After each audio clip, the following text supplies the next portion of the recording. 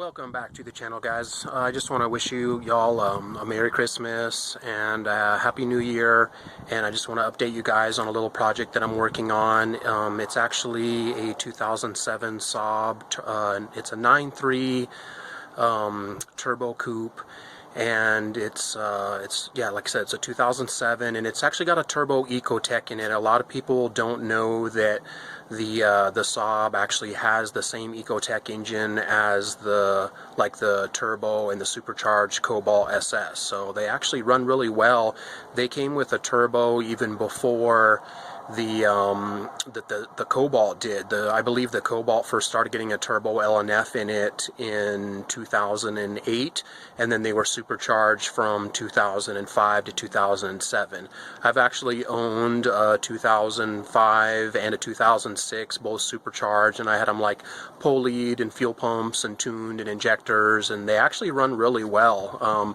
I'm not sure how much you guys have seen of the Ecotec Cobalts, but they can easily run with, Mustangs, GTOs, or outrun them for that matter. There's LNF turbo cars out there, running the 11s, 10s with bolt-ons. So the Saab is a bit of a sleeper just because of the fact that you can buy them cheaper than the turbo or the supercharged Cobalt, because the turbo and supercharged Cobalt is still going for some pretty good money. So these cars are a little bit of a hidden gem. Not only can you buy the car for cheaper, but you can buy the motors for less also. So let me show you guys what we're working with, and we'll go over it right now. So here it is. This one is, the hood's popped on it, so it actually lines up pretty good. The hood's up right now, but this is a 2007 2.0 T. It's actually in pretty good condition for the most part. So it's got all the bells and whistles in here. Sorry, it's a little bit of a mess right now, but it's got leather seats that aren't all totally destroyed. They're actually in pretty good shape. It's actually got a 6-speed manual in it. So the 0507 Cobalt SS has only had a 5-speed in there, so it's got a 6-speed, and this is the high pressure version, so which ultimately means that it has more turbo boost than some of the earlier models. As you can see, it's got the little turbo gauge right there. It doesn't have any numbers on there, but it just has a red zone kind of from when she's boosted up. So I bought this thing for really next to nothing, honestly. It needs some paint on the roof and the hood, and it's got a dent back there on the trunk, but other than that, it's really in pretty good shape. The reason I got it for so cheap is it does have a dead cylinder on number 3 and they didn't really know what was wrong with it. Let me open this bad boy up. They really didn't know what was wrong with it, the people selling it, and so they are really willing to let it go for cheap. They thought the motor was still good, and they just didn't know. But once I took a look at it, I knew that the engine probably had a down cylinder. But I drove it all the way back from out of town like that, believe it or not. Even running on 3 cylinders, it still had enough power on the turbo. But these blocks are factory forged. They can actually handle some pretty good power. So it's not uncommon in the Cobalts for people to be running, 400 to 500 horsepower on the stock bottom end, being that it's factory forged. So yeah, it's got a little baby turbo back there. I don't know how good you guys can see, but yeah, there's a turbo chilling right there.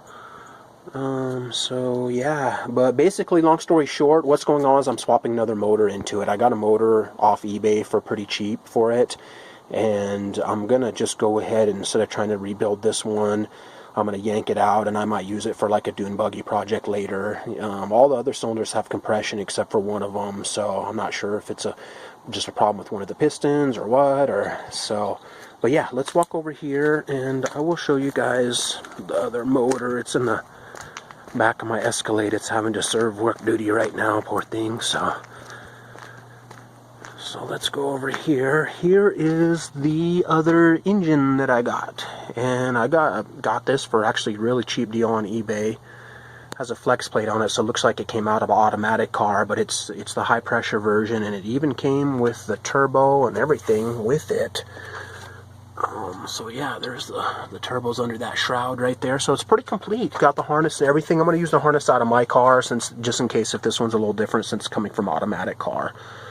And what I'm going to do, what's going on today, is I'm actually going to do a compression test on the engine before I spend all the time to put it in there. Again, I bought it used for a really cheap deal, so I can't really go wrong. Worst case scenario, like worst case scenario, if this engine has any issues, I can probably take them apart and put together one good one out of the two. And that's like my backup plan if the worst case scenario. So I'm going to run a compression check on it and see what's going on. Hopefully it all checks out. You know, it's going to be just a better idea to check it out before I spend all the labor to swap them in there. So that's where I'm at with it. I plan on tuning the car and just kind of raising the boost and the mapping a little bit on it. So these use a little bit different of software and computers than on the Cobalt. So but they do have some software and some tuners out there for it. So I could always do something mail order or something like that. So yeah, let's go back over here to the car and see what's up with it. But yeah, I mean it's pretty good shape. I mean, I got this car for so cheap, I couldn't really turn it down. But I'll keep you guys updated. Just a quick little project, be a nice little daily driver with some boosts, you know. So, and they're pretty cool little cars. She's a mess right now, but it should haul some butt, you know, for what it is. These are a little heavier than the Cobalt, of course, being a 4-door, but you know, if I can conservatively make 300 horsepower out of it or something, it'd run pretty good. So yeah, that's it. I'll get back to you guys and let you guys know what happens with the compression check. Thanks, bye.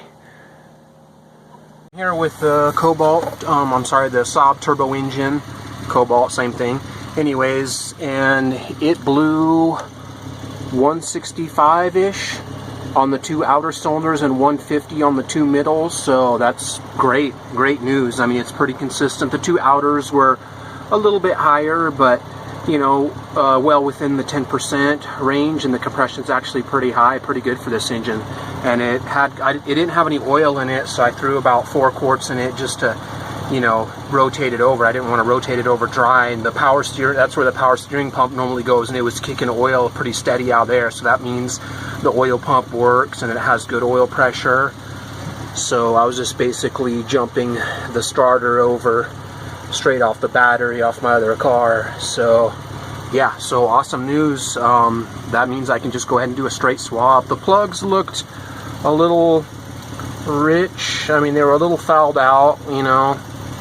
I mean, you can see a little bit of tan on there, but they're kind of dark, but they weren't, you know, like there was no oil on them. It could have been that they just weren't boosting the turbo up enough, or the car needed some maintenance, or, you know, sensor tuning issue, something like that. But they were all the same. So, and there was no oil on them. They just look a little sooty, you know, like the carb needed to be blown out of them a little bit, or the car might have been running a little rich. So I'm going to use all the accessories and sensors and everything off my car, because I know everything works good on it. So yeah, but that is awesome news. 165 on the outers, 150 in the middle. So this puppy is going to be ready to throw in there. Hopefully I should have it going by this weekend, and I'll keep you guys posted.